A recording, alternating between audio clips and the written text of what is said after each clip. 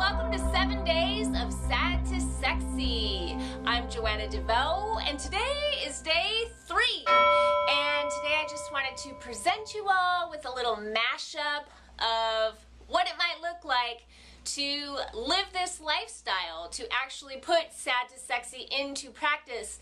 Now keep in mind that every single person that takes the sad to sexy course is going to do this a little bit differently, because the emphasis is on real food, and that really covers the whole gamut really of what nature intended. And some people choose to do like a raw vegan thing, and some people choose to do a paleo thing, and some people like me choose to kind of blend them all together. So that is what this will look like. And while I am no longer a vegan, I do love my green smoothies, and I still incorporate tons of yummy raw food into my life. So you'll see a little bit of this and a little bit of that. I also, before I got into eating this way, was really big on always having a cup of Starbucks in my hand, like a venti latte, and I would drink a couple of those a day and an entire pot of coffee. I always had to have a hot drink in my hand, and I'm still kind of that way. I always have a drink around of some kind. So you will see lots of liquid recipes. I'm not on a liquid diet. I'm not promoting a liquid diet. I just happen to love smoothies and soups and teas and all that good stuff. So here we go. It's smoothie season again. I drink a lot of smoothies in the spring and summer, and one of my favorite smoothies only has 3 ingredients: cilantro, mango, and sometimes I use fresh coconut, and sometimes I cheat and just buy some coconut water from Whole Foods. Cilantro is a very healing herb. It has lots of detoxifying properties. It can detox your body from heavy metals, or help do that.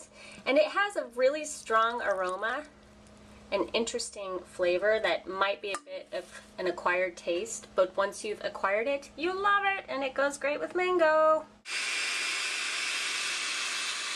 Cheers!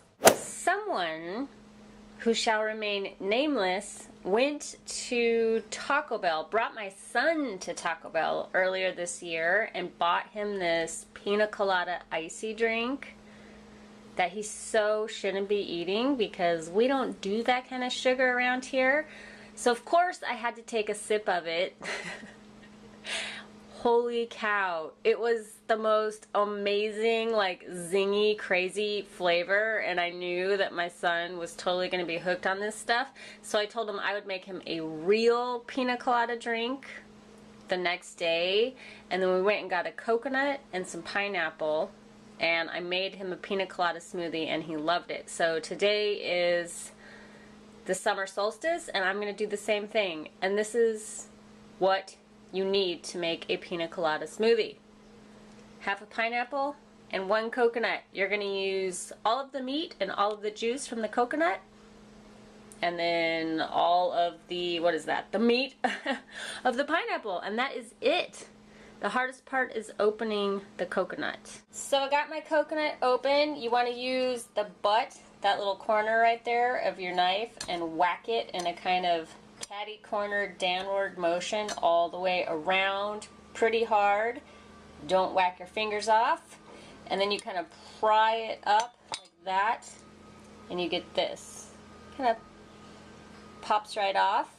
And then see that meat right there? That just peels off. You can use a spoon, and the best thing to do is to use a downward motion like that and just scrape the meat out of the coconut. Sometimes my husband and I, we just stand here in the kitchen eating whole coconuts in the summertime. So good. And there is my pineapple, and I just want to note there's a lot of sugar in this. It's natural sugar, but if you're sensitive to sugar, go easy on the fruit smoothies. Use them as a every once in a while treat, or as a replacement for Taco Bell, which we're doing tonight. Or add some greens. Cilantro would be really tasty in this smoothie, but I just wanted to do this special for my son for summer solstice, so we are making straight up Piña colada. What's so great about this is the coconut comes with its own water and the pineapple is super juicy, so you don't even need to add a liquid to this. Look at how gorgeous that is! It tastes even better than it looks too. Mmm! Tell me what you think. How is it? Good, just like Taco Bell. Just like Taco Bell? Mm-hmm. I think it's better than Taco Bell.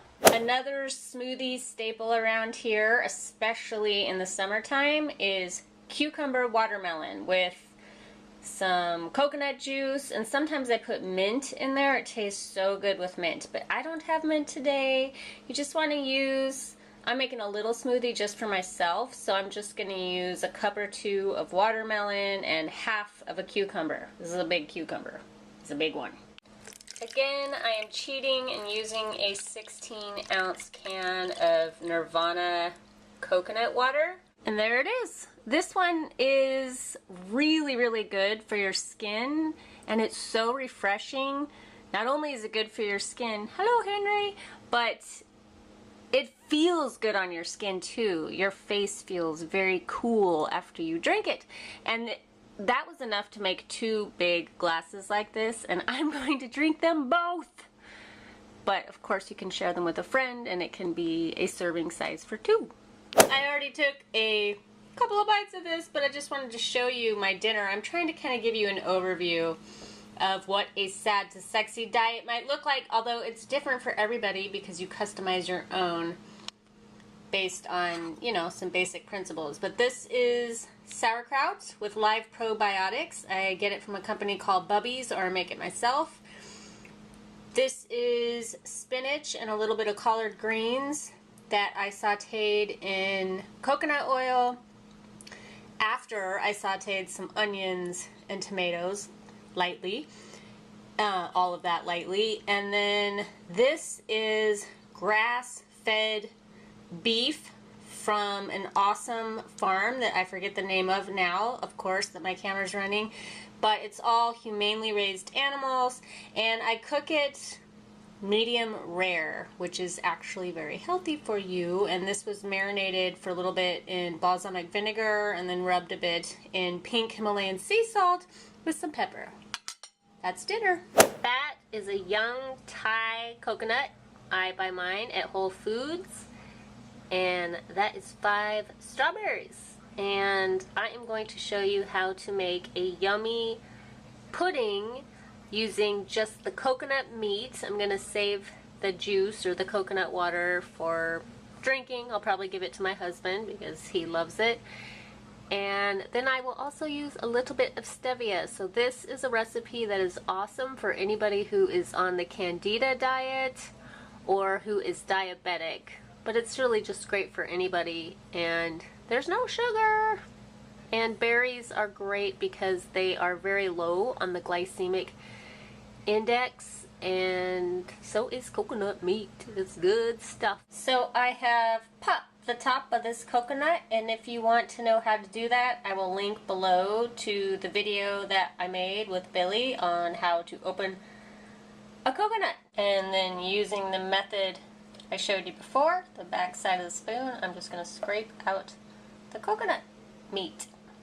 I mean, look at that! And for those of you who don't like coconut, but who have ever had like sweetened shredded coconut or the coconut flakes that you can buy in the grocery store, you might want to give this a try. It's more mild, it's not as sweet, but it's really buttery, and it has a completely different texture.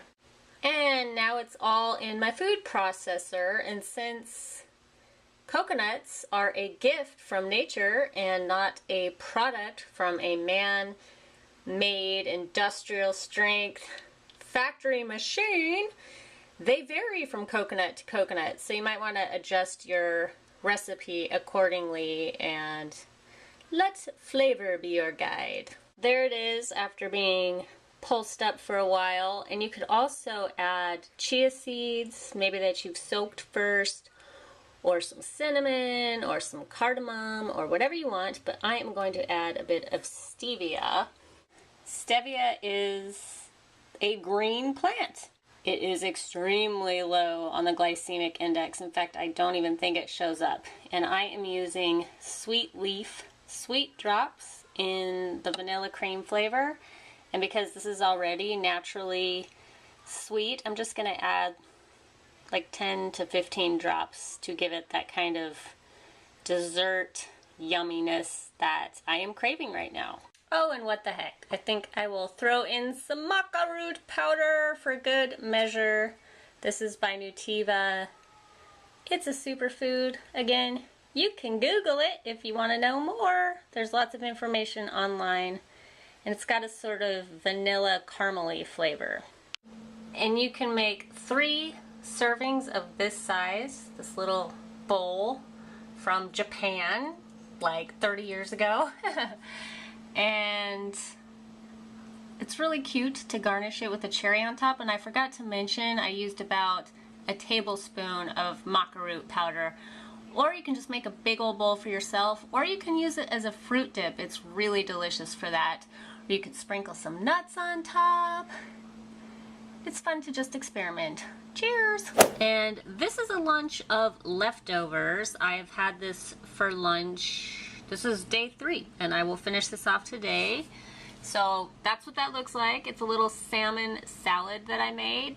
And I am going to load up the little ridge of these 2 celery sticks. I'm going to pack it. I just use my hands. Make sure your hands are clean and smush it in there. It's a lot easier than trying to use a fork or a spoon. And then here is my main ingredient, Alaskan pink salmon. I get this from Lassen's, and this actually comes with the bones and some skin. It's pretty hardcore, but it's the healthiest I can find in my area. And when you buy salmon, I know a lot of you know to buy wild salmon, but now, you know, you always have to outrun these kooky labeling laws that they keep changing.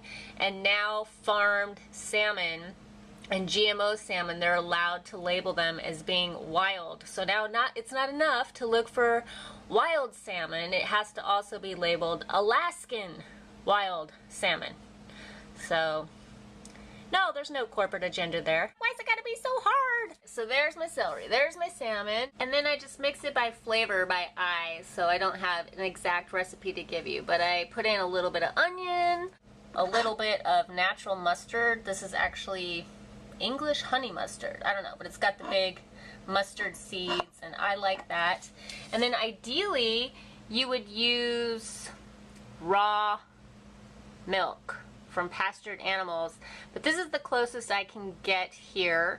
This is cultured goat milk kefir. It is super packed with probiotics, and even though I cannot drink cow's milk, even raw cow's milk, I can manage goat's milk, and so I do have that. I have cheese and kefir sometimes, and this is from a farm that I did a little bit of research on online, and they seem to be on the up and up, so I thought that was good. And I buy the plain sugar-free variety, and it makes a really nice emollient glue for my salmon. And here it is all put together. I forgot to mention, see those green bits? That's kale. I shredded up some kale into really small little shreds and put that into the mix. And you can add, you know, whatever you want. This is just how I do it. And then I serve it up with some black olives and a couple of kosher dill pickles from my favorite company, Bubby's. Bubby's. That is a label to know. They make probiotic rich food that is yum, helps you digest your food, helps you get the good microflora going on your insides. They also make some awesome sauerkraut. Bubby's sauerkraut! I love Bubby's sauerkraut, but these pickles are also the bomb. No sugar, vinegar, or preservatives. All good. I also want to add, in case any of you want to accuse me of eating like a bird, that I had a bowl of yogurt and berries before this, just a little bit ago, and a little bit of kiwi. So this is not all I'm eating for lunch. I just break it up into sections, sweet and salty. This is the salty. I am boiling water for my daily herbal infusion in my brand new stainless steel with a copper bottom tea kettle that I love. Major improvement for me. Love this thing. And then there is the rest of the infusion I made yesterday. That is nettle infusion, but I also make red clover and oat straw. And if you want to know how to do that, you can check out Susan Weed on YouTube and look for her videos on herbal infusions. She's the one who taught me how to do it. Love her book, Healing Wise. Great book. Anyway, that infusion there, that quart jar that's almost empty, I keep that in the fridge, and then I either warm it up on a cold day, or like today when it is going to be almost 100 degrees, I drink it cold and chilly, and it is delicious. I get all of my herbs from Mountain Rose Herbs because I really am not a proficient forager just yet. Mountain Rose Herbs is amazing. Everything is certified organic, super high quality stuff. Love their packaging. Here is my nettle leaf. Here is my red clover. And I just rotate them. So usually I always have nettle in the rotation, but I usually do 1 month of oat straw and nettle, and then the next month of red clover and nettle. And I don't even know why it's in that order. I guess I just sort of lose my taste for oat straw after a while and start craving red clover, and then I lose my taste for red clover and start craving oat straw, but I never lose my taste for nettle. Nettle, nettle, nettle. So amazing. It's so great for your hair and your skin, your hormone levels, balancing your hormones, and it does amazing things for your energy levels. And ladies, I have to say, the oat straw, it's really, really, really good for sex. And you're going to have to do a little bit of reading and experimenting to know what I'm talking about, but it definitely gets the juices flowing. That is 1 ounce of red clover, and then you just want to pour some boiling water all the way to the tippy top. You secure the lid on tight, and then you let it steep for at least 4 hours. But I usually let it steep overnight. I'm making mine in the daytime because I'm going out of town, but otherwise I let it steep overnight. I make it before bedtime, and then I wake up in the morning and I either have a hot cup of herbal infusion or I put it in the fridge and drink it later. I also should mention that I use a fine mesh strainer. I pour the infusion through the strainer, and then I can only do this, I need both my hands to do this, but I lift the strainer up and then I push and squeeze the remaining liquid out of the dried herb. And that's important because you get a lot of really concentrated infusion when you squeeze it out of the dried herb. Look at these! I've been wanting to make some beet chips, but Whole Foods beets looked kind of slimy when I actually went there just for the purpose of buying beets, and I did not buy them because they were really slimy and funky looking. But the next day when I went to the farmer's market, I got these. It's not a lot, but I'm gonna make some beet chips for me and my kid. So pretty and violent looking. I meant to mention when I was showing you the watermelon and the avocado, when you are cutting something like that, that you're not going to eat the outer skin, it's still important to scrub the outside before you cut it so that you don't push any bacteria that's on the outside into the middle of the fruit or vegetable, FYI. So after I slice off the root end of the beets, I'm going to use my handy dandy mandarin slicer, which I'm just going to lay over this bowl like that. And these things are so cheap. You can get them on Amazon.com if you don't know where to get them where you live, and then you just go whoop whoop, and it makes really cool thin chip-like slices of whatever vegetable you are using to make yourself a healthy version of chips. That's that, and I'm really glad that none of this is a result of me skinning my finger, which you can so easily do using one of these jobbers. But as I did with like the little ends, you can get one of these to protect your... So there's my sliced beets, and I am going to massage, as in rub every single piece with some coconut oil and salt. And I like to use pink Himalayan salt, but you can also use a really good high quality sea salt. Here's my chips. I've got my oven preheated to 350 degrees. But if you are a raw foodist or you have a dehydrator and you prefer that method, go for it. I do that often, but it takes a lot longer. It takes overnight, a whole day sometimes. And I am eager to get these chips in my belly now. And I'm going to cover this with another piece of foil. You can use a cookie sheet to cover it. And then I'm going to bake them for 20 minutes, and then I'm going to uncover it and then bake them for 15, maybe 20 minutes, checking on them to see. You want them dried out and kind of crisp, and definitely not burnt or hard as a rock. And there they are, cooling off. I already ate one batch. This is actually the second batch. You can see they're all little corners and squares, except for that big one that I have my eye on. But I just want to also tell you, I have an ancient oven, and it kind of has a mind of its own, and sometimes it heats up. So it's really important, no matter what kind of oven you're using, at least the first time that you make these, that you watch the chips, because they will burn. And I ended up taking them out 5 minutes after I took the foil off. So FYI, don't let your chips burn. And speaking of beets, I am really into eating fermented foods. I eat lots of fermented foods every single day. I make some, I buy some, but this is a new brand, Wild Brine, that I recently found at Whole Foods that makes really yummy, creative sauerkrauts, and this one is beet and cabbage.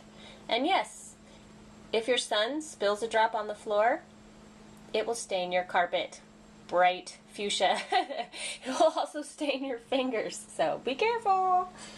And this is my witchy cauldron for cooking up bones. That's right. In case you didn't get the memo, I am not a vegan. And I drink bone broth. This has been cooking in my slow cooker now for, steaming up, for over 24 hours. I'm actually going to leave it in here for 48 hours.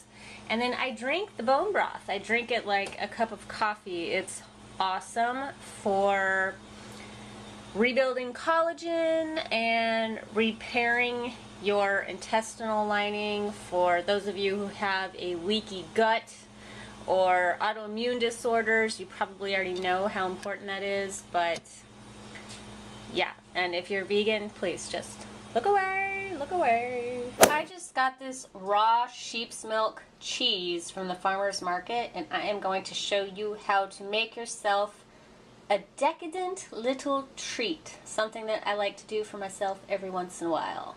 I realize this doesn't look like much. This is actually a small dessert plate, and obviously the whole thing isn't even full, but I promise you that with this, a little goes a long way.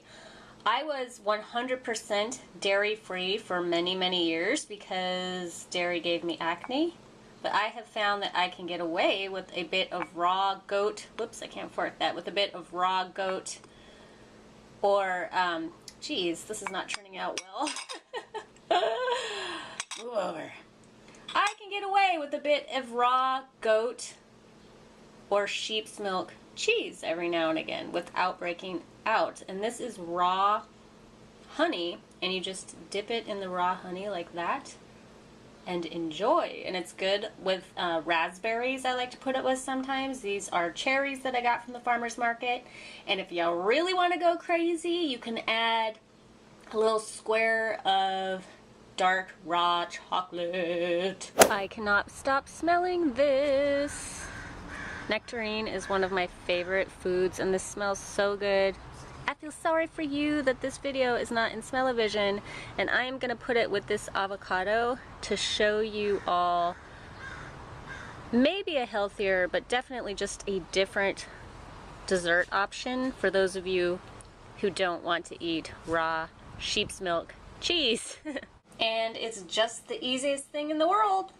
You slice up some avocado and you put a dollop of raw organic honey to go with it. And then you kind of like dip each bite of avocado in the honey. That's actually a pretty big glob. I don't usually use that much, but I wanted to look pretty for YouTube.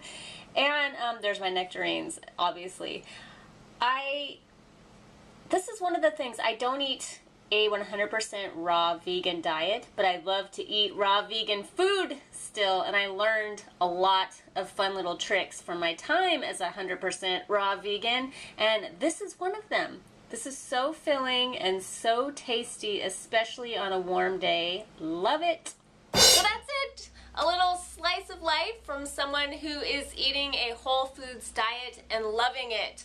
Much love to you. Peace.